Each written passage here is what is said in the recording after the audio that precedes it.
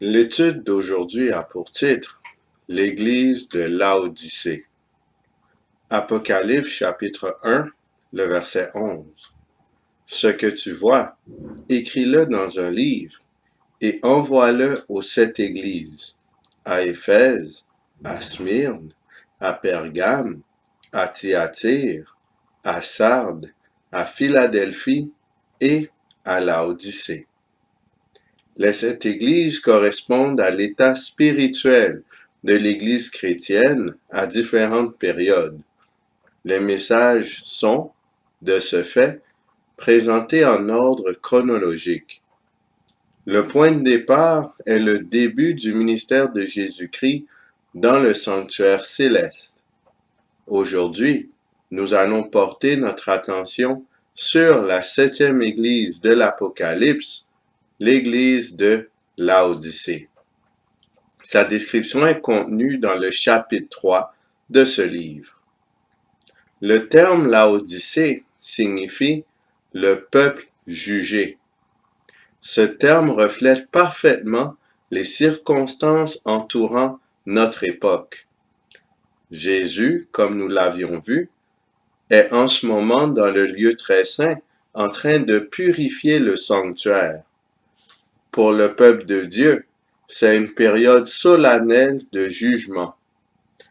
Tout chrétien doit attentivement scruter sa vie afin de confesser tous ses péchés et s'en détourner. Le peuple élu est-il en train de faire cela en ce moment?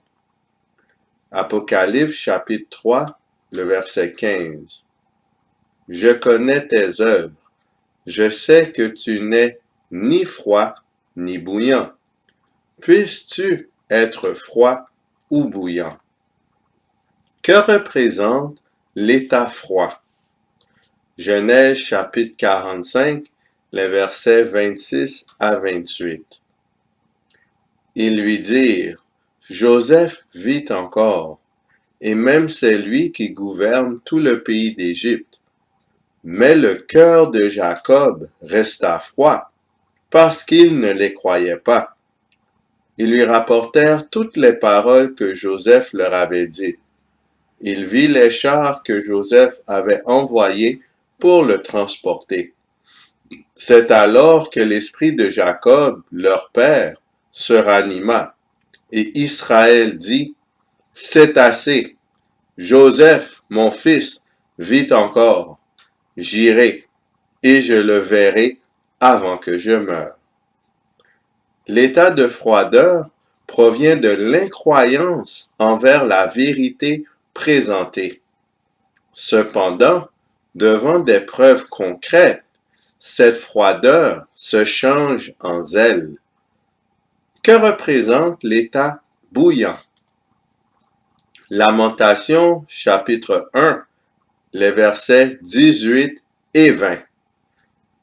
L'Éternel est juste, car j'ai été rebelle à ses ordres. Écoutez, vous tous, peuple, et voyez ma douleur. Mes vierges et mes jeunes hommes sont allés en captivité. Éternel, regarde ma détresse. Mes entrailles bouillonnent. Mon cœur est bouleversé au-dedans de moi, car j'ai été rebelle. Lamentation chapitre 1, le verset 22. Et traite-les comme tu m'as traité, à cause de toutes mes transgressions.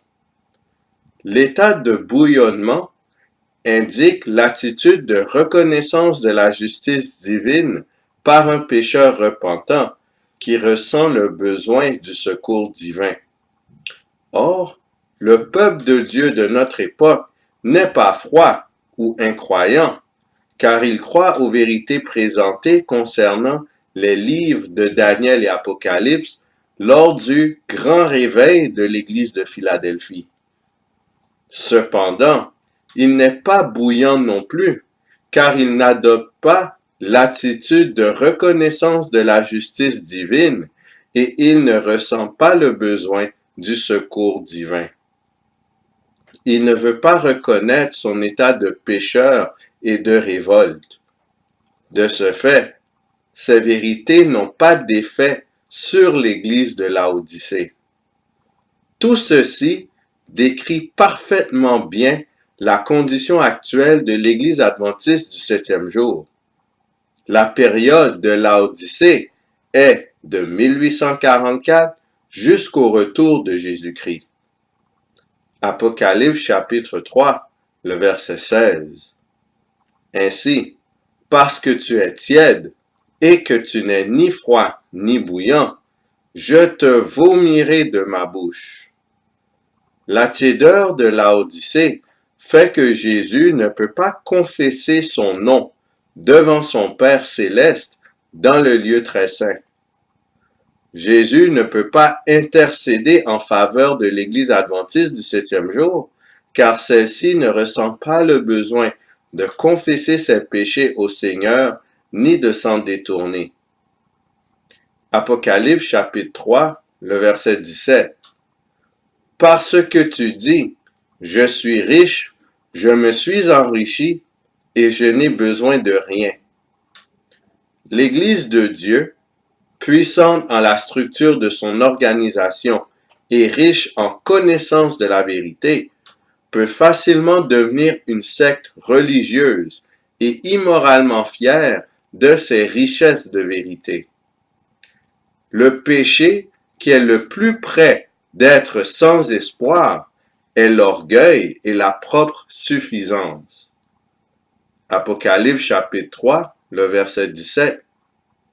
Et parce que tu ne sais pas que tu es malheureux, misérable, pauvre, aveugle et nu.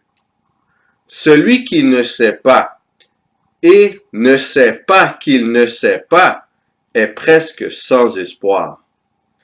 L'ignorance de son véritable état caractérise la véritable condition de Laodicée. Au lieu d'être riche au point de n'avoir besoin de rien, l'Église est en réalité tellement pauvre qu'elle a besoin de vêtements. Apocalypse chapitre 3, le verset 18.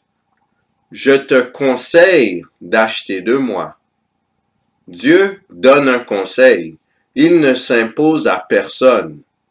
Servir Dieu doit être une décision intelligente basée sur l'amour.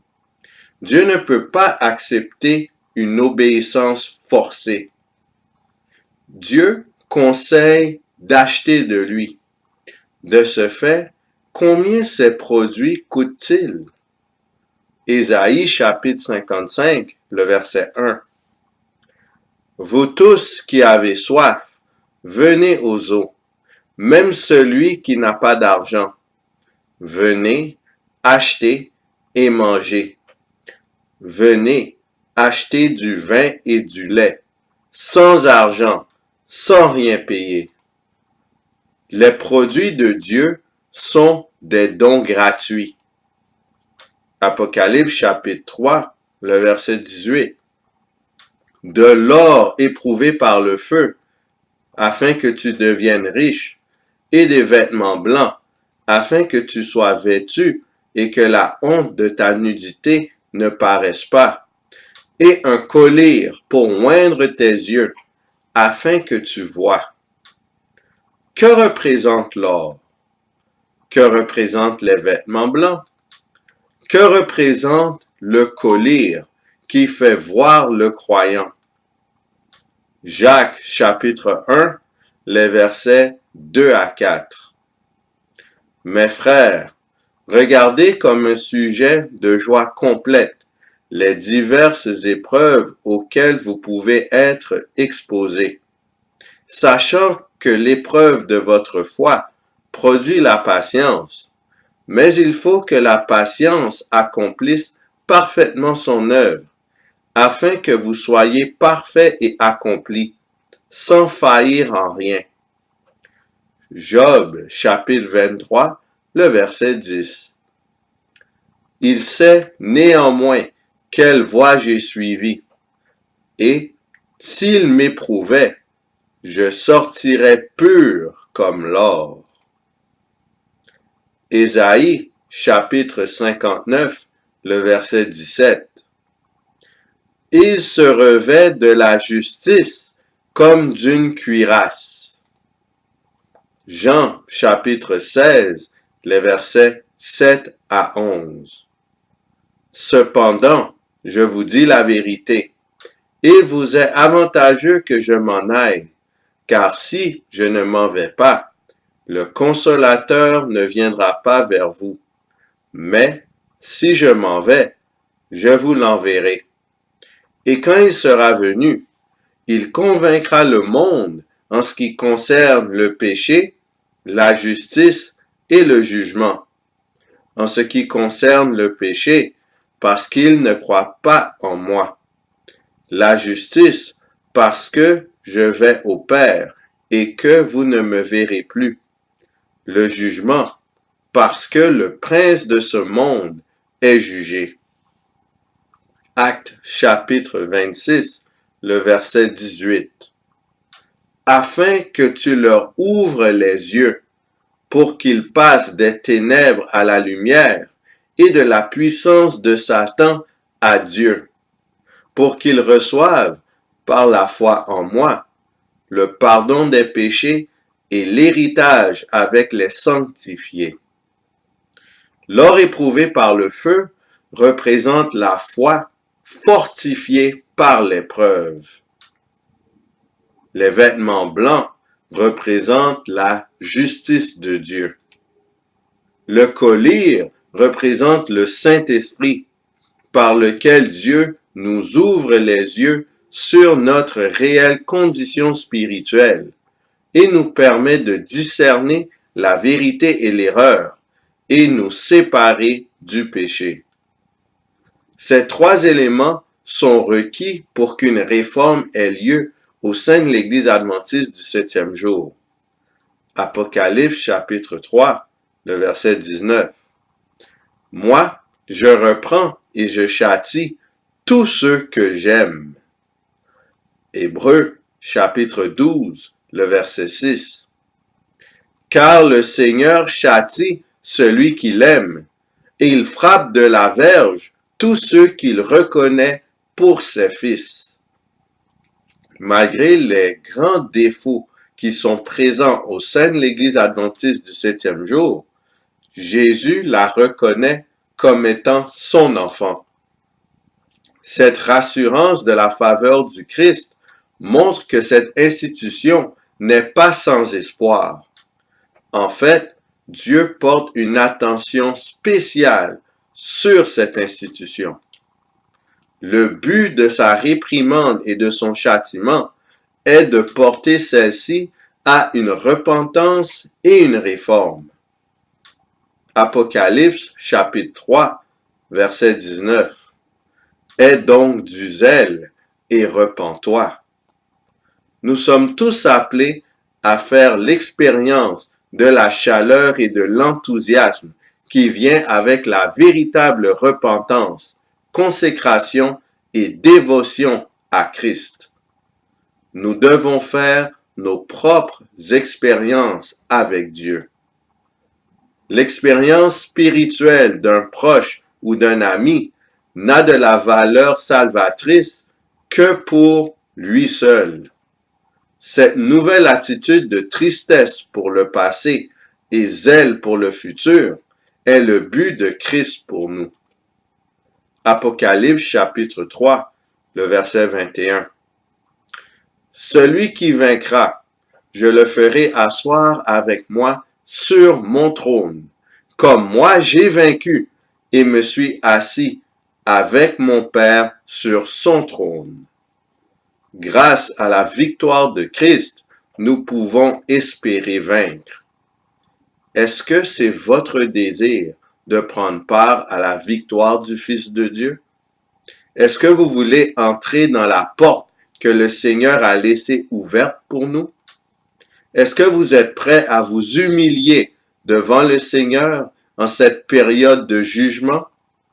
Est-ce que vous êtes prêt à vous donner totalement à Jésus-Christ en prenant la ferme décision de délaisser le péché?